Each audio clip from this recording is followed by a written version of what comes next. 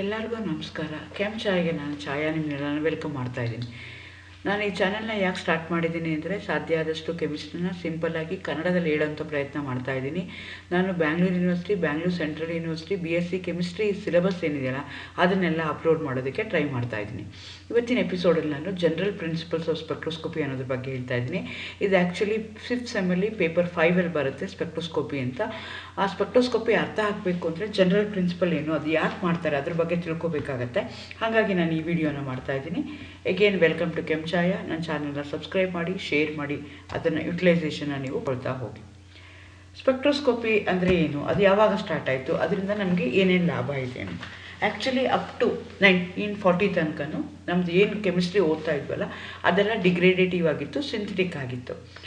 ಅಂದರೆ ಏನು, ಯಾವುದೋ ಒಂದು ಕಾಂಪೌಂಡ್ನ ನಾನು ಹೊಸದಾಗಿ ಕಂಡುಹಿಡಿದಾಗ ಅದರ ಸ್ಟ್ರಕ್ಚರ್ ಎಲಿಸಿಡೇಷನ್ನ ಹೇಗೆ ಮಾಡ್ತಿದ್ದೆ ಅಂದರೆ ಸಿಂಪಲ್ ಆಗಿರೋದು, ನನಗೆ ನೋನ್ ಕಾಂಪೌಂಡ್ಸ್ ಯಾವುದಿತ್ತಲ್ಲ ಆ ಕಾಂಪೌಂಡ್ಸ್ ಆಗಿ ಅದನ್ನು ಡಿವೈಡ್ ಮಾಡ್ತಿದ್ದೆ.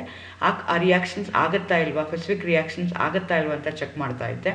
ಆಮೇಲೆ ಇಮ್ಯಾಜಿನರಿ ಲೈನ್ಸ್ ಹಾಕ್ಕೊಂಡು ಇಮ್ಯಾಜಿನರಿ ಆಗಿ ಈಗಿರ್ಬೋದು ಪಾಸಿಬಲ್ ಸ್ಟ್ರಕ್ಚರ್ಸ್ ಅಂತ ಮಾಡಿ ಆ ಸ್ಟ್ರಕ್ಚರ್ ಎಲಿಸಿಡೇಷನ್ನ ಮಾಡ್ತಾಯಿದ್ದೆ. ಆಮೇಲೆ ಆ ಸ್ಟ್ರಕ್ಚರ್ ಏನೋ ಬರೆದ್ಮೇಲೆ ಅದು ಕನ್ಫರ್ಮ್ ಮಾಡೋದಕ್ಕೆ ಸಿಂಥಸಿಸ್ ಮಾಡಿ ಕನ್ಫರ್ಮ್ ಮಾಡ್ತಾಯಿದ್ದೆ. It was A time consuming. ಯಾವುದೋ ಒಂದು ನ್ಯೂ ಕಾಂಪೌಂಡ್ನ ಕಟ್ಕೊಂಡ್ರೆ ಅದರ ಸ್ಟ್ರಕ್ಚರ್ ಎಲಿಸಿಡೇಷನ್ ಇರ್ಬೋದು, ಸ್ಟ್ರಕ್ಚರ್ ಮಾಡೋ ಅಂಥದ್ದಾಗಿರೋದು ತುಂಬ ಟೈಮ್ ತೊಗೊಳ್ತಾ ಇತ್ತು. ಸೊ ಹಾಗಾಗಿ ಇದನ್ನು ಸಿಂಪಲ್ಲಾಗಿ ಮಾಡೋಕ್ಕೆ ಸಾಧ್ಯನಾ ಅಂತ ಯೋಚನೆ ಮಾಡಿದಾಗ ನಮಗೆ ಹೊಸದು ಟೆಕ್ನಿಕ್ ಬಂತು. ಆ ಟೆಕ್ನಿಕ್ಗೆ ನಾವೇನಂತ ಕರಿತೀವಿ, ಸ್ಪೆಕ್ಟ್ರೋಸ್ಕೋಪಿ ಅಂತ ಕರಿತೀವಿ. ಹಾಗಾದರೆ ಈ ಸ್ಪೆಕ್ಟ್ರೋಸ್ಕೋಪಿಕ್ ಮತ್ತು ಕ್ಲಾಸಿಕಲ್ ಮೆಥಡ್ಗೂ, ಅಂದರೆ ಈಗ ಯಾವುದೋ ನಾವು ಒಂದು ಕಾಂಪೌಂಡ್ ಇದೆ, ಕ್ಲಾಸಿಕಲ್ ಮೆಥಡಲ್ಲಿ ಕೆಮಿಕಲ್ ಮೆಥಡ್ ಮಾಡಿಕೊಂಡು ವಿತೌಟ್ ಯೂಸಿಂಗ್ ಇನ್ಸ್ಟ್ರೂಮೆಂಟ್ಸ್ ಮಾಡ್ತೀವಲ್ಲ ಅಂಥದಕ್ಕೆ ಕ್ಲಾಸಿಕಲ್ ಮೆಥಡ್ ಅಂತ ಹೇಳ್ತೀವಿ. ಅವೆರಡಕ್ಕೂ ಡಿಫ್ರೆನ್ಸ್ ಏನು, ಬಿಕಾಸ್ ಅಪ್ ಟು 1940 ನಾವು ಕ್ಲಾಸಿಕಲ್ ಮೆಥಡ್ಸ್ನ ಯೂಸ್ ಮಾಡ್ತಾ ಇದ್ವಿ. ಆಮೇಲೆ ಏನು ಮಾಡಿದ್ವಿ, ಸ್ಪೆಕ್ಟ್ರೋಸ್ಕೋಪಿಕ್ ಮೆಥಡ್ಸ್ನ ಯೂಸ್ ಮಾಡೋಕ್ಕೆ ಶುರು ಮಾಡಿದ್ವಿ. ಅವೆರಡಕ್ಕೆ ಅಡ್ವಾಂಟೇಜನ್ನು ಡಿಸ್ಅಡ್ವಾಂಟೇಜನ್ನು ನಾವು ತಿಳ್ಕೊಬೇಕಾಗತ್ತೆ. ಅಡ್ವಾಂಟೇಜಸ್ ಐತೆ, ಡಿಸ್ಅಡ್ವಾಂಟೇಜಸ್ಸು ಕಡಿಮೆ. ಸೊ ಸ್ಪೆಕ್ಟ್ರೋಸ್ಕೋಪಿಕ್ ಮೆಥಡ್ಸ್ ಏನಿದೆಯಲ್ಲ ಆ್ಯಕ್ಯುರೇಟ್ ಆಗಿದೆ, ಪ್ರಿಸೈಸ್ ಆಗಿದೆ, ರೀಪ್ರೊಡ್ಯೂಸಬಲ್ ಆಗಿದೆ. ಸೊ ಹಾಗಾದರೆ ಅಡ್ವಾಂಟೇಜಸ್ ಏನು ಸ್ಪೆಕ್ಟ್ರೋಸ್ಕೋಪಿಕ್ ಮೆಥಡ್ ಯೂಸ್ ಮಾಡೋದಕ್ಕೆ ಅಂದರೆ, this technique needs very little time. So ಒಂದು ಸ್ಯಾಂಪಲಲ್ಲಿ ಒಂದು ಇನ್ಸ್ಟ್ರೂಮೆಂಟಲ್ಲಿ ಹಾಕ್ತೀವಿ, ಕರೆಂಟ್ ಆನ್ ಮಾಡಿದ ತಕ್ಷಣ ಏನಾಗುತ್ತೆ, ಅದು ಕಂಪ್ಯೂಟರ್ಗೆ ಕನೆಕ್ಟ್ ಆಗಿತ್ತು ಅಂದರೆ ಕಂಪ್ಯೂಟರ್ ತನಕ ಏನು ಮಾಡುತ್ತೆ, ಅದು ಗ್ರಾಫ್ ಕೊಡ್ತಾ ಹೋಗುತ್ತೆ. ಫ್ರಮ್ ದಿ ಗ್ರಾಫ್ ನಾವೇನು ಮಾಡ್ತೀವಿ, ಅದನ್ನು ಅನಲೈಸ್ ಮಾಡೋಕ್ಕೆ ಹೋಗ್ತೀವಿ. ತುಂಬ ಕಡಿಮೆ ಟೈಮ್ ತೊಗೊಳುತ್ತೆ. ಆದರೆ ನಾವು ಕ್ಲಾಸಿಕಲ್ ಮೆಥಡ್ ಮಾಡಿದರೆ ಏನಾಗ್ತಿತ್ತು, ಟೈಮ್ ಕನ್ಸ್ಯೂಮಿಂಗ್ ಆಗ್ತಿತ್ತು. ಅದು ಕೆಮಿಕಲ್ ಮೆಥಡ್ ಮಾಡಬೇಕಾಯ್ತು, ಅದಕ್ಕೆ ಸಿಸ್ಟಮ್ಯಾಟಿಕ್ಕಾಗಿ ನಾವು ಅನಾಲಿಸಿಸ್ ಮಾಡಬೇಕಾಗಿತ್ತು. ಫಂಕ್ಷನಲ್ ಗ್ರೂಪ್ ಯಾವುದಿದೆ, ಎಲ್ಲಿ ಅಟ್ಯಾಚ್ ಆಗಿದೆ, ಹೇಗಾಗಿದೆ, ಅದು ಟೈಮ್ ಕನ್ಸ್ಯೂಮಿಂಗ್ ಆಗ್ತಿತ್ತು. ಇದು ಈಸಿಯಾಗಿ ಆಗ್ತಾಯಿದೆ. These techniques require very small amount and the amount can be also be recovered except in case of mass spectroscopy. Okay, ನನಗೆ ಕ್ಲಾಸಿಕಲ್ ಮೆಥಡ್ ತೊಗೊಂಡ್ರೆ ಏನು ಮಾಡ್ತೀನಿ, ಆ ಕಾಂಪೌಂಡನ್ನು ನಾನು ಐಡೆಂಟಿಫಿಕೇಷನ್ ಮಾಡಬೇಕು ಅಂದರೆ ಕೆಮಿಕಲಿ ಅದನ್ನು ಏನು ಮಾಡಬೇಕಾಗುತ್ತೆ, ಒಂದು ಫಾರ್ಮಿಂದ ಇನ್ನೊಂದು ಫಾರ್ಮ್ಗೆ ನಾನು ಕನ್ವರ್ಟ್ ಮಾಡ್ತಾ ಹೋಗಬೇಕಾಗತ್ತೆ. ಆದರೆ ಸ್ಪೆಕ್ಟ್ರೋಸ್ಕೋಪಿಕ್ ಮೆಥಡಲ್ಲಾದರೆ very small amount, not even in MGs, small quantity ತೊಗೊಂಡು ನಾನು ಏನು ಮಾಡ್ಬೋದಾಗುತ್ತೆ, ಅದು ಏನು ಕಾಂಪೌಂಡ್ ಅಂತ ನಾನು ಸ್ಯಾಂಪಲ್ನ ಟೆಸ್ಟ್ ಮಾಡ್ಕೋಬೋದು.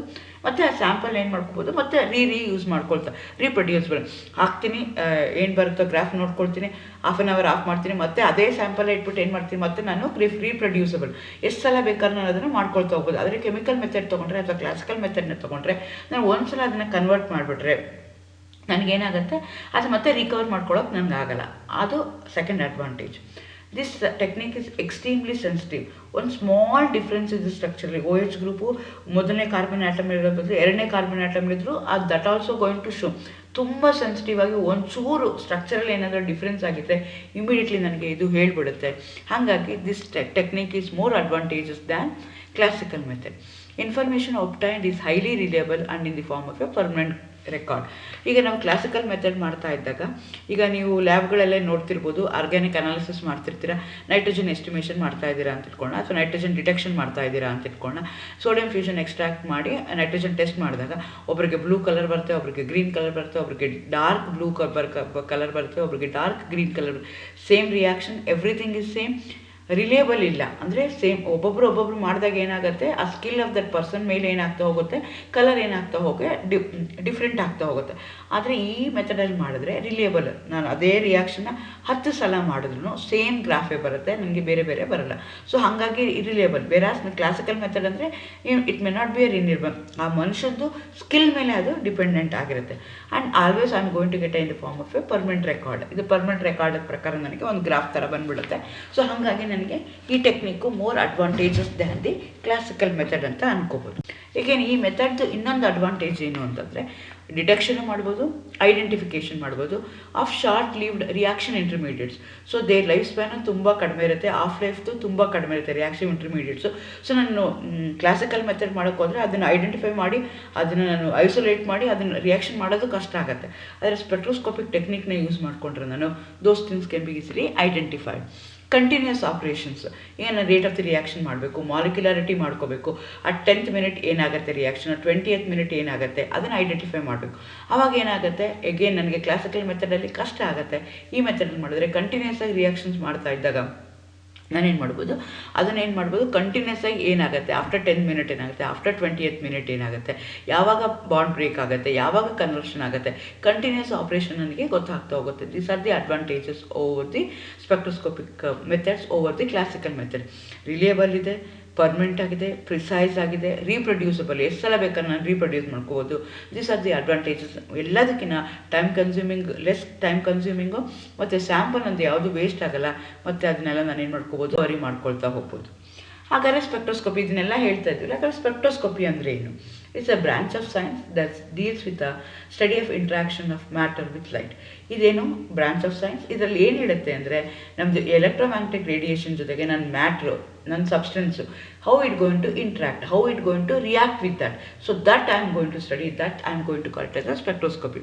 ಅಂದರೆ ಎಲೆಕ್ಟ್ರೋಮ್ಯಾಗ್ನೆಟಿಕ್ ರೇಡಿಯೇಷನ್ನ ನನ್ನ ಸಬ್ಸ್ಟೆನ್ಸ್ ಮೇಲೆ ಬಿಡ್ತೀನಿ, ಬಿಟ್ಟಾಗ ನನ್ನ ಸಬ್ಸ್ಟೆನ್ಸು ಆ ಎಲೆಕ್ಟ್ರೋಮ್ಯಾಗ್ನೆಟಿಕ್ ರೇಡಿಯೇಷನ್ ಜೊತೆಗೆ ಹೇಗೆ ರಿಯಾಕ್ಟ್ ಆಗುತ್ತೆ, ಹೇಗೆ ಇಂಟ್ರಾಕ್ಟ್ ಮಾಡುತ್ತೆ, ಎನರ್ಜಿನ ಅಬ್ಸರ್ವ್ ಮಾಡ್ಕೋಬೋದು, ಎನರ್ಜಿನ ಎಮಿಟ್ ಮಾಡ್ಬೋದು, ಬೇರೆ ಬೇರೆ ಥರ ಅದು ರಿಯಾಕ್ಟ್ ಮಾಡ್ತಾ ಹೋಗುತ್ತೆ. ಹೆಂಗೆ ರಿಯಾಕ್ಟ್ ಮಾಡುತ್ತೆ ಅಂತ ತಿಳ್ಕೊಳ್ತೀವಲ್ಲ, ಅದಕ್ಕೆ ನಾವೇನಂತ ಕರಿತೀವಿ, ಸ್ಪೆಕ್ಟ್ರೋಸ್ಕೋಪಿ ಅಂತ ಕರಿತೀವಿ. It's a branch of science that deals with study of interaction of electromagnetic radiation with a matter. Matter is nothing but hour substance. Organic ಆಗಿರ್ಬೋದು, ಇನ್ಆರ್ಗ್ಯಾನಿಕ್ ಆಗಿರ್ಬೋದು, ಬಯೋ ಆಗಿರ್ಬೋದು, ಎನಿ ಸಬ್ಸ್ಟೆನ್ಸ್ ಜೊತೆಗೆ ನಂದು ಎಲೆಕ್ಟ್ರೋಮ್ಯಾಗ್ನೆಟಿಕ್ ರೇಡಿಯೇಷನು ಹೇಗೆ interact ಮಾಡುತ್ತೆ ಅಂತ ತಿಳ್ಕೊಳ್ತೀವಲ್ಲ, ಆ ಟೆಕ್ನಿಕ್ಗೆ, ಆ ಕೆಮಿಸ್ಟ್ರಿಗೆ ಅಥವಾ ಆ ಸಬ್ಜೆಕ್ಟ್ಗೆ, ಆ ಸೈನ್ಸ್ಗೆ ನಾನೇನಂತ ಕರಿತೀನಿ, ಸ್ಪೆಕ್ಟ್ರೋಸ್ಕೋಪಿ ಅಂತ ಕರಿತೀನಿ. ನಾನು ಹೇಳಿದೆ it's an interaction of matter with electromagnetic radiation. ಹಾಗಾದರೆ ಎಲೆಕ್ಟ್ರೋಮ್ಯಾಗ್ನೆಟಿಕ್ ರೇಡಿಯೇಷನ್ ಅಂದರೆ ಏನು? Electromagnetic radiation consist of discrete package of energies which are called as photons. Photon consisting of oscillating electric and magnetic fields which are perpendicular to each other. Electromagnetic radiation ಅಂದರೆ energy packages ಆಗಿರುತ್ತೆ, photons ಅಂತ ಕರಿತೀವಿ. ಅಂಥದಕ್ಕೆ ಏನಂತ ಕರಿತೀವಿ ನಾವು, electromagnetic radiation ಅಂತ. So electromagnetic radiations ಹೇಗಿರುತ್ತೆ ಅಂದರೆ, it going to have electric field and also it going to have the magnetic field oscillating between electric field and the magnetic field which are perpendicular to each other.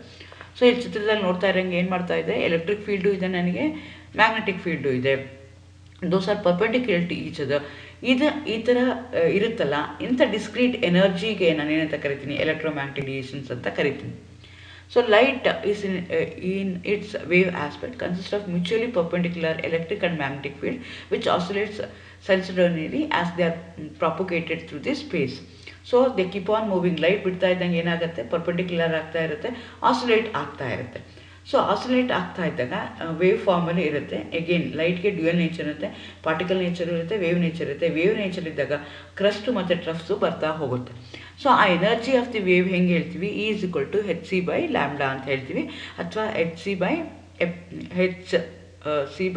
ಅಂತ ಕರಿತೀವಿ, ಅಥವಾ hν ಅಂತ ಕರಿತೀವಿ.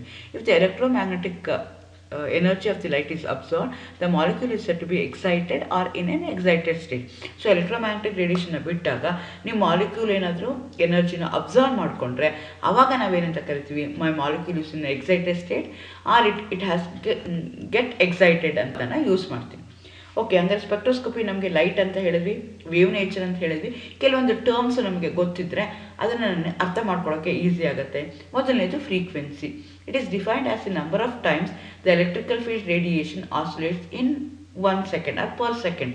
So ಅಂದ್ರೇನು, ಈಗ wave ನೇಚರಲ್ಲಿದೆ, number of times electric field radiation ಎಷ್ಟು time per ಸೆಕೆಂಡ್ಗೆ ಆಸಿಲೇಟ್ ಆಗುತ್ತಲ್ಲ ಅದನ್ನು ತಿಳ್ಕೊಳ್ತೀವಲ್ಲ, ಅಂಥದಕ್ಕೆ ಏನಂತ ಕರಿತೀವಿ, ಫ್ರೀಕ್ವೆನ್ಸಿ ಅಂತ ಕರಿತೀವಿ. ಹರ್ಟ್ಸಲ್ಲಿ ಅದನ್ನು ಮಾಡ್ತೀವಿ. 1 cycle per second, 1 hertz is equal to 1 cycle per second. 1 ಸೈಕಲಲ್ಲಿ ಎಷ್ಟು ಟೈಮು ಅದು ಆಸಿಲೇಟ್ ಆಗುತ್ತೆ, ಸೊ ಪರ್ ಸೆಕೆಂಡ್ಗೆ ಎಷ್ಟು ಟೈಮ್ ಆಸಿಲೇಟ್ ಆಗುತ್ತೆ ಅಂತ ಅದ್ರ ಕಂಡುಹಿಡ್ತೀವಲ್ಲ, ಅದಕ್ಕೆ ಏನಂತ ಕರಿತೀವಿ ನಾವು, ಫ್ರೀಕ್ವೆನ್ಸಿ ಅಂತ ಕರಿತೀವಿ. ಎರಡನೇದು wave length. It's a distance between the two nearest parts of the wave in the phase. The distance between the two nearest crest ಆಗ್ಬೋದು, ಇಲ್ಲಾಂದರೆ ಟ್ರಫ್ ಆಗ್ಬೋದು. ಅದಕ್ಕೆ ಏನಂತ ಕರಿತೀವಿ ನಾವು ವೇವ್ ಲೆಂತ್ ಅಂತೀವಿ. ಅದನ್ನು ಲ್ಯಾಂಬ್ಡಾ ಮೆನ್ಷನ್ ಮಾಡ್ತೀವಿ, ಅದನ್ನು ಸೆಂಟಿಮೀಟರ್ಸಲ್ಲಿ ಹೇಳ್ತಾ ಹೋಗ್ತೀವಿ. ನ್ಯೂನ ಏನು ಮಾಡ್ತೀವಿ, ಹರ್ಡ್ಸಲ್ಲಿ ಹೇಳ್ತೀವಿ. Higher the frequency, shorter the wave length. They are inversely proportional. Frequency ಜಾಸ್ತಿ ಆಗ್ತಾ ಹೋದಂಗೆ ವೇವ್ ಲೆಂತ್ ಏನಾಗ್ತಾ ಹೋಗುತ್ತೆ, ಕಡಿಮೆ ಆಗ್ತಾ ಹೋಗುತ್ತೆ. ಅದೇ ರೀತಿ ನಾವು ಇನ್ನೊಂದು ಟರ್ಮ್ನ ಯೂಸ್ ಮಾಡ್ತೀವಿ, that is called as wave number. It is defined as a number of cycles per unit distance. Wave number is equal to 1 of the wavelength. Wavelength ರೆಸಿಪ್ರೋಕಲ್ಗೆ ನಾವೇನಂತ ಕರಿತೀವಿ, ವೇವ್ ನಂಬರ್ ಅಂತ ಕರಿತೀವಿ. Energy is inversely proportional to wavelength but directly proportional to the wave number. So ಇದು ನನಗೆ concept ಗೊತ್ತಾದರೆ ನನಗೆ ಮಾಡ್ಕೊಳ್ಳೋಕೆ ಈಸಿ ಆಗುತ್ತೆ. ಈಗೇನು ಎಲೆಕ್ಟ್ರೋಮ್ಯಾಗ್ನೆಟಿಕ್ ರೇಡಿಯೇಷನ್ ಅಂತಂದರೆ it going to spread to a larger area ಇರುತ್ತೆ. ಸೊ ಗ್ಯಾಮಾ ರೇಸಿಂದ ರೇಡಿಯೋ ವೇವ್ಸ್ ತನಕ ಇರುತ್ತಲ್ಲ, ಎಲ್ಲದಕ್ಕೆ ನಾನು ಏನಂತ ಕರಿತೀನಿ, ಆ ಫಾರ್ಮ್ಸ್ ಆಫ್ ಲೈಟ್ಗೆ ಏನಂತ ಕರಿತೀನಿ, ಎಲೆಕ್ಟ್ರೋಮ್ಯಾಗ್ನೆಟಿಕ್ ರೇಡಿಯೇಷನ್ ಅಂತ ಕರಿತೀನಿ. ಸೊ ಅದೇನಾಗಿರ್ಬೋದು, ಎಕ್ಸ್ ರೇಸ್ ಆಗಿರ್ಬೋದು, ಗ್ಯಾಮಾ ರೇಸ್ ಆಗಿರ್ಬೋದು, ವಿಸಿಬಲ್ ರೀಜನ್ ಇರ್ಬೋದು, ಮೈಕ್ರೋವೇವ್ ಇರ್ಬೋದು, ರೇಡಿಯೋ ವೇವ್ಸ್ ಇರ್ಬೋದು. ಇದಕ್ಕೆಲ್ಲನೂ ಸೆಟ್ ಆಫ್ ದೀಸ್ ಎಲೆಕ್ಟ್ರೋಮ್ಯಾಗ್ನೆಟಿಕ್ ರೇಡಿಯೇಷನ್ಸ್ಗೆ ನಾನು ಎಂತ ಕರಿತೀನಿ, ಎಲೆಕ್ಟ್ರೋಮ್ಯಾಗ್ನೆಟಿಕ್ ಸ್ಪೆಕ್ಟ್ರಮ್ ಅಂತ ಕರಿತಾ ಹೋಗ್ತೀನಿ. ಅದು ನಾವು ವೇವ್ ಲೆಂತಲ್ಲಿ ಎಕ್ಸ್ಪ್ರೆಸ್ ಮಾಡ್ಬೋದು, ಫ್ರೀಕ್ವೆನ್ಸಿಯಲ್ಲಿ ಎಕ್ಸ್ಪ್ರೆಸ್ ಮಾಡ್ಬೋದು, ಇಲ್ಲ ಅಂದರೆ ಎನರ್ಜಿನಲ್ಲಿ ಎಕ್ಸ್ಪ್ರೆಸ್ ಮಾಡ್ಬೋದು. ಹಾಗಾಗಿ ನಾನು ಹಿಂದಿನ ಸ್ಲೈಡ್ಗಳಲ್ಲಿ ವೇವ್ ಲೆಂತ್ ಅಂದ್ರೇನು, ಫ್ರೀಕ್ವೆನ್ಸಿ ಅಂದ್ರೇನು, ಎನರ್ಜಿ ಅಂದರೆ ಏನು ಅಂತ ಹೇಳಿದೆ, ಅವಕ್ಕಿರುವಂಥ ರಿಲೇಷನ್ಶಿಪ್ ಏನು ಅಂತ ನಾನು ಹೇಳ್ತಾ ಹೋದೆ. ಸೊ ನನಗೆ electromagnetic radiation either I can express in terms of wave length. Wave length ಅಂದರೆ ಮೀಟರ್ಸಲ್ಲಿ ಹೇಳ್ಬೋದು, ಸೆಂಟಿಮೀಟರ್ಸಲ್ಲಿ ಹೇಳ್ಬೋದು, ಇಲ್ಲ ಅಂದರೆ ನ್ಯಾನೋಮೀಟರ್ಸಲ್ಲಿ ಹೇಳ್ಬೋದು. ಫ್ರೀಕ್ವೆನ್ಸಿ ಅಂದರೆ ಹರ್ಡ್ಸಲ್ಲಿ ಹೇಳ್ತೀನಿ, ಎನರ್ಜಿ ಅಂದರೆ ನಾನು ಕಿಲೋ ಕ್ಯಾಲರೀಸಲ್ಲಿ ಹೇಳ್ತೀನಿ. So based on the energy, electromagnetic radiation ನನ್ನ ಮ್ಯಾಟ್ರ್ ಜೊತೆಗೆ ಯಾವುದು ರಿಯಾಕ್ಟ್ ಆಗುತ್ತೆ ಅಂದರೆ ಅದು ಏನಾಗಿರ್ಬೋದು, ಯು ವಿ ರೇಡಿಯೇಷನ್ಸ್ ಆಗಿರ್ಬೋದು, ವಿಸಿಬಲ್ ಆಗಿರ್ಬೋದು, IR ಆಗಿರ್ಬೋದು. ನಾನು ಫುಲ್ಲು ತೊಗೊಳ್ಳಲ್ಲ, ಅದರಲ್ಲಿ ಫಿಲ್ಟರ್ ಮಾಡಿ only 1 part of the electromagnetic radiation ನನ್ನ ಮಾಲಿಕ್ಯೂಲ್ ಜೊತೆಗೆ ಇಂಟ್ರ್ಯಾಕ್ಟ್ ಮಾಡೋಕ್ಕೆ ಟ್ರೈ ಮಾಡ್ತೀನಿ. ಆವಾಗ ಅದು ಹೇಗೆ ಇಂಟ್ರ್ಯಾಕ್ಟ್ ಮಾಡುತ್ತೆ, ನನ್ನ ಮಾಲಿಕ್ಯೂಲ್ಗೆ ಯು ವಿ ರೇಡಿಯೇಷನ್ಸ್ನ ಬಿಡ್ತೀನಿ, ಆವಾಗ ಅದು ಹೆಂಗೆ ರಿಯಾಕ್ಟ್ ಮಾಡುತ್ತೆ, IR ರೇಡಿಯೇಷನ್ನ ಬಿಡ್ತೀನಿ, ಆವಾಗ ಅದು ಹೆಂಗೆ ರಿಯಾಕ್ಟ್ ಮಾಡುತ್ತೆ, how it going to interact. Radio waves, ಬೇರೆ ಬೇರೆ ವೇವ್ಸ್ನ ನನಗೆ ಎಲೆಕ್ಟ್ರೋಮ್ಯಾಗ್ನೆಟಿಕ್ ರೇಡಿಯೇಷನ್ನ ಬೇರೆ ಬೇರೆ ಎಲೆಕ್ಟ್ರೋಮ್ಯಾಗ್ನೆಟಿಕ್ ರೇಡಿಯೇಷನ್ನ ಬಿಟ್ಟಾಗ ನನ್ನ ಸಬ್ಸ್ಟೆನ್ಸು ಹೆಂಗೆ ರಿಯಾಕ್ಟ್ ಆಗುತ್ತೆ, ಹೆಂಗೆ ಇಂಟ್ರ್ಯಾಕ್ಟ್ ಆಗುತ್ತೆ, ಅದ್ರ ಮೇಲೆ ನಾನು ಏನು ಹೇಳ್ತಾ ಹೋಗ್ತೀನಿ, ಬೇರೆ ಬೇರೆ ಸ್ಪೆಕ್ಟ್ರೋಸ್ಕೋಪಿಗಳನ್ನ ಹೇಳ್ತಾ ಹೋಗ್ತೀನಿ. ಸೊ ಅಗೇನ್ ಅದನ್ನು ನಾನು ಏನು ಮಾಡ್ತಾ ಇದ್ದೀನಿ, ವಿಸಿಬಲ್ ಲೈಟ್ನ ತೊಗೊಳ್ತಾ ಇದ್ದೀನಿ, ಇನ್ ಫಾರ್ಮ್ಸ್ ಆಫ್ ವೇವ್ ಲೆಂತ್ ನನಗೆ ಎಕ್ಸ್ಪ್ರೆಸ್ ಮಾಡ್ತಾ ಇದ್ದೀನಿ. ಗ್ಯಾಮಾ ರೇಸ್ ಇರ್ಬೋದು, ಎಕ್ಸ್ ರೇಸ್ ಇರ್ಬೋದು, ಅಲ್ಟ್ರಾವೈಲೆಟ್ ಇರ್ಬೋದು, ಇನ್ಫ್ರಾರೆಡ್ ರೇಸ್ ಇರ್ಬೋದು, ಅವೆರಡರ ಮಧ್ಯೆ ಇದೆಯಲ್ಲ ಅದಕ್ಕೆ ನಾನು ಏನಂತ ಕರಿತೀನಿ, ವಿಸಿಬಲ್ ರೀಜನ್ ಅಂತ ಹೇಳ್ತೀವಿ. ಅಥವಾ FM ಇರ್ಬೋದು, ಶಾರ್ಟ್ ವೇವ್ಸ್ ಇರ್ಬೋದು, AM ಇರ್ಬೋದು, ಬೇರೆ ಬೇರೆ ವೇವ್ ಲೆಂತ್ಸಲ್ಲಿ ಅದನ್ನು ಹೇಳ್ತಾ ಹೋಗ್ತಾರೆ. ವಿಸಿಬಲ್ ಲೈಟ್ ಏನಿದೆಯಲ್ಲ ಅದು 400 to 800 ನ್ಯಾನೋಮೀಟರ್ ಇರುತ್ತಲ್ಲ, ಅದಕ್ಕೆ ವಿಸಿಬಲ್ ರೀಜನ್ ಅಂತ ಹೇಳ್ತಾರೆ. ಸೊ ಇದನ್ನು ನ್ಯಾನೋಮೀಟರ್ ಅವರು ಎಕ್ಸ್ಪ್ರೆಸ್ ಮಾಡ್ತಾ ಇದ್ದಾರೆ. ಸೊ ಅಗೇನ್ ನನ್ನ ಮಾಲಿಕ್ಯೂಲು ಬೇರೆ ಬೇರೆ ರೇಡಿಯೇಷನ್ ಜೊತೆಗೆ ಇಂಟ್ರ್ಯಾಕ್ಟ್ ಮಾಡಿದಾಗ ಬೇರೆ ಬೇರೆ ಥರ ಮಾಲಿಕ್ಯುಲರ್ ಎಫೆಕ್ಟ್ಸ್ ಆಗ್ತಾ ಹೋಗುತ್ತೆ. ಅದೇನಾಗಿರ್ಬೋದು, ಅಯನೈಸೇಷನ್ ಆಗ್ಬೋದು, they get split into ions ಆಗ್ಬೋದು, ಅಥವಾ ಎಲೆಕ್ಟ್ರಾನಿಕ್ ಟ್ರಾನ್ಸಿಷನ್ ಆಗ್ಬೋದು. ಒಂದು ಎನರ್ಜಿ ಲೆವೆಲಿಂದ ಇನ್ನೊಂದು ಎನರ್ಜಿ ಲೆವೆಲ್ಗೆ ಟ್ರಾನ್ಸಿಷನ್ಸ್ ಆಗ್ಬೋದು, ಅಥವಾ ಮಾಲಿಕ್ಯುಲರ್ ವೈಬ್ರೇಷನ್ಸ್ ಆಗ್ಬೋದು, ರೊಟೇಷನ್ಸ್ ಆಗ್ಬೋದು, ನ್ಯೂಕ್ಲಿಯರ್ ಸ್ಪಿನ್ ಟ್ರಾನ್ಸಿಷನ್ಸ್ ಆಗ್ಬೋದು. ಸೊ ನನ್ನ ಮಾಲಿಕ್ಯೂಲ್ ಏನು ಮಾಡುತ್ತೆ, ಬೇರೆ ಬೇರೆ ರೇಡಿಯೇಷನ್ಸ್ನ ಬಿಟ್ಟಾಗ it going to interact in different manner. So ಅವಾಗ ಏನಾಗುತ್ತೆ, ಬೇರೆ ಬೇರೆ ಥರ ನನಗೆ ಮಾಲಿಕ್ಯುಲರ್ ಎಫೆಕ್ಟ್ಸು ಬರ್ತಾ ಹೋಗುತ್ತೆ. ಅಯನೈಸೇಷನ್ ಆಗ್ಬೋದು, ಎಲೆಕ್ಟ್ರಾನಿಕ್ ಟ್ರಾನ್ಸಿಷನ್ಸ್ ಆಗ್ಬೋದು, ಮಾಲಿಕ್ಯುಲರ್ ವೈಬ್ರೇಷನ್ಸ್ ಆಗ್ಬೋದು, ರೊಟೇಷನಲ್ ವೈಬ್ರೇಷನ್ಸ್ ಅಥವಾ ರೊಟೇಷನಲ್ ಎನರ್ಜಿ ಚೇಂಜ್ ಆಗ್ಬೋದು, ನ್ಯೂಕ್ಲಿಯರ್ ಸ್ಪಿನ್ ರೇಡಿಯೇಷನ್ಸ್ ಆಗ್ಬೋದು. ಸೊ ಅವಾಗ ಅದು ಬೇರೆ ಬೇರೆ ರೀಜನಲ್ ಆಗುತ್ತೆ. ಹಾಗಾಗಿ ಆ ರೀಜನಲ್ ಏನಾಗುತ್ತಲ್ಲ ಅಂತ ಸ್ಪೆಕ್ಟ್ರೋಸ್ಕೋಪಿ ಅಂತ ನಾವು ಹೇಳ್ತಾ ಹೋಗ್ತೀವಿ. ಹಾಗಾದರೆ ಪ್ರಿನ್ಸಿಪಲ್ಸ್ ಆಫ್ ಸ್ಪೆಕ್ಟ್ರೋಸ್ಕೋಪಿ ಏನು? The principle based on the measurement of spectrum of a sample containing atom or a molecules. So ನಾನು ಏನು ಮಾಡ್ತೀನಿ, ಮೆಜರ್ಮೆಂಟ್ ಆಫ್ ಎ ಸ್ಪೆಕ್ಟ್ರಮ್ ಮಾಡ್ತಾ ಹೋಗ್ತೀನಿ. ಹಾಗಾದರೆ ಸ್ಪೆಕ್ಟ್ರಮ್ ಅಂದ್ರೇನು? ಸ್ಪೆಕ್ಟ್ರಾ ಅಂತಾರೆ, ಸ್ಪೆಕ್ಟ್ರಮ್ ಅಂತ ಹೇಳ್ತಾರೆ. It's a graph of intensity of observed or emitted radiation by a sample versus frequency or wave length. ಏಕೆ ನಾನೀಗ ಏನು ಮಾಡ್ತೀನಿ, ನಂದು ರೇಡಿಯೇಷನ್ ಏನಿದೆಯಲ್ಲ ಅದನ್ನು ನಾನು ಫ್ರೀಕ್ವೆನ್ಸಿನಲ್ಲಾದರೂ ಹೇಳ್ಬೋದು, ಇಲ್ಲ ಅಂದರೆ ವೇವ್ ಲೆಂತಲ್ಲಾದರೂ ಹೇಳ್ಬೋದು. So intensity of the light observed or emitted versus frequency or wave length ಬರಿತೀನಲ್ಲ ಆ ಗ್ರಾಫ್ಗೆ, ಅದಕ್ಕೆ ನಾನು ಏನಂತ ಕರಿತೀನಿ, ಸ್ಪೆಕ್ಟ್ರಾ ಅಂತ ಕರಿತೀನಿ. ಅದನ್ನು ಮಾಡೋದಕ್ಕೆ ಒಂದು ಇನ್ಸ್ಟ್ರೂಮೆಂಟ್ ಯೂಸ್ ಮಾಡ್ತೀನಿ, ಅದಕ್ಕೆ ಸ್ಪೆಕ್ಟ್ರೋಫೋಟೋಮೀಟರ್ ಅಂತ ಕರೀತಾರೆ. So that's the instrument I am going to use it. So basic principle ಏನು, how my substance going to interact with electromagnetic radiation. So measurement of spectrum ಮಾಡ್ತಾ ಹೋಗ್ತೀವಲ್ಲ, ಅದು ಪ್ರಿನ್ಸಿಪಲ್ ಆಫ್ ಸ್ಪೆಕ್ಟ್ರೋಸ್ಕೋಪಿ. ಹಾಗಾದರೆ ಸ್ಪೆಕ್ಟ್ರೋಸ್ಕೋಪಿನಲ್ಲಿ ಎರಡು ಥರ ಇದೆ. ಒಂದಕ್ಕೆ ಅಬ್ಸರ್ಪ್ಷನ್ ಸ್ಪೆಕ್ಟ್ರೋಸ್ಕೋಪಿ ಅಂತ ಹೇಳ್ತಾರೆ, ಇನ್ನೊಂದಕ್ಕೆ ಎಮಿಷನ್ ಸ್ಪೆಕ್ಟ್ರೋಸ್ಕೋಪಿ ಅಂತ ಹೇಳ್ತಾರೆ. As the name indicates, absorption spectroscopy ಅಂತಂದರೆ analytical technique which concerns with the measurement of absorption of electromagnetic radiation. ಹೇಗೆ ನಾನು ಹೇಳ್ದಂಗೆ ನನ್ನ ಮ್ಯಾಟರ್ ಏನು ಮಾಡ್ಬೋದು, ಯಾವ ಥರ ಬೇಕಾದ್ರೂ ರಿಯಾಕ್ಟ್ ಮಾಡ್ಬೋದು. ಅದೇನಾದರೂ ಎನರ್ಜಿ ಅಬ್ಸರ್ವ್ ಮಾಡಿಕೊಂಡ್ರೆ ಫ್ರಮ್ ದಿ ಎಲೆಕ್ಟ್ರೋಮ್ಯಾಗ್ನೆಟಿಕ್ ರೇಡಿಯೇಷನ್, ಸಬ್ಸ್ಟೆನ್ಸ್ಗೆ ನಾನು ಏನು ಮಾಡ್ತೀನಿ, ಎಲೆಕ್ಟ್ರೋಮ್ಯಾಗ್ನೆಟಿಕ್ ರೇಡಿಯೇಷನ್ನ ಹಾಕ್ತೀನಿ ಅದ್ರ ಮೇಲೆ ಬೀಳೋಂಗೆ ನೋಡ್ಕೊಳ್ತೀನಿ. ಆ ಎಲೆಕ್ಟ್ರೋಮ್ಯಾಗ್ನೆಟಿಕ್ ರೇಡಿಯೇಷನ್ನ ನನ್ನ ಮಾಲಿಕ್ಯೂಲು ಅಥವಾ ನನ್ನ ಸಬ್ಸ್ಟೆನ್ಸು, ನನ್ನ ಆಟಮು ಏನಾದರೂ ಅಬ್ಸರ್ವ್ ಮಾಡಿಕೊಂಡ್ರೆ ಅಂಥ ಸ್ಪೆಕ್ಟ್ರೋಸ್ಕೋಪಿಗೆ ನಾನು ಏನಂತ ಕರಿತೀನಿ, ಅಬ್ಸಾರ್ಪ್ಷನ್ ಸ್ಪೆಕ್ಟ್ರೋಸ್ಕೋಪಿ ಅಂತ ಹೇಳ್ತೀನಿ. UV ಆಗಿರ್ಬೋದು, ವಿಸಿಬಲ್ ಆಗಿರ್ಬೋದು, IR ಆಗಿರ್ಬೋದು, all these are absorption spectroscopy. ಅದೇ ರೀತಿ ಏನಾಗ್ಬೋದು, ಎಮಿಷನ್ ಆಗ್ಬೋದು. ನಾನು ಮಾಲಿಕ್ಯೂಲ್ ಏನು ಮಾಡ್ತೀವಿ, ಎಲೆಕ್ಟ್ರೋಮ್ಯಾಗ್ನೆಟಿಕ್ ರೇಡಿಯೇಷನ್ನ ಬಿಡ್ತಾ ಇದ್ದೀನಿ, ಸರ್ಟೆನ್ ವೇವ್ ಲೆಂತ್ ಇರೋವಂಥದ್ದನ್ನು ಬಿಡ್ತಾ ಇದ್ದೀನಿ. ಬಿಟ್ಟಾಗ ಏನು ಮಾಡ್ಬೋದು, ಅಬ್ಸರ್ವ್ ಮಾಡ್ಕೊಂಡು ಏನು ಮಾಡ್ಬೋದು, ಅದು ಎಮಿಟ್ ಮಾಡ್ಬೋದು, ಡಿಸ್ಪರ್ಸ್ ಮಾಡ್ಬೋದು. ಅಂಥ ಸ್ಪೆಕ್ಟ್ರೋಸ್ಕೋಪಿಗೆ ನಾನು ಏನಂತ ಕರಿತೀನಿ, ಎಮಿಷನ್ ಸ್ಪೆಕ್ಟ್ರೋಸ್ಕೋಪಿ ಅಂತ ಹೇಳ್ತೀನಿ. Example, mass spectroscopy. Analytical technique in which the emission is dispersed according to some property of the emission and amount of dispersion is measured. ಅಂಥ ಸ್ಪೆಕ್ಟ್ರೋಸ್ಕೋಪಿಗೆ ನಾನು ಏನಂತ ಕರಿತೀನಿ, ಎಮಿಷನ್ ಸ್ಪೆಕ್ಟ್ರೋಸ್ಕೋಪಿ ಅಂತ ಕರಿತೀನಿ.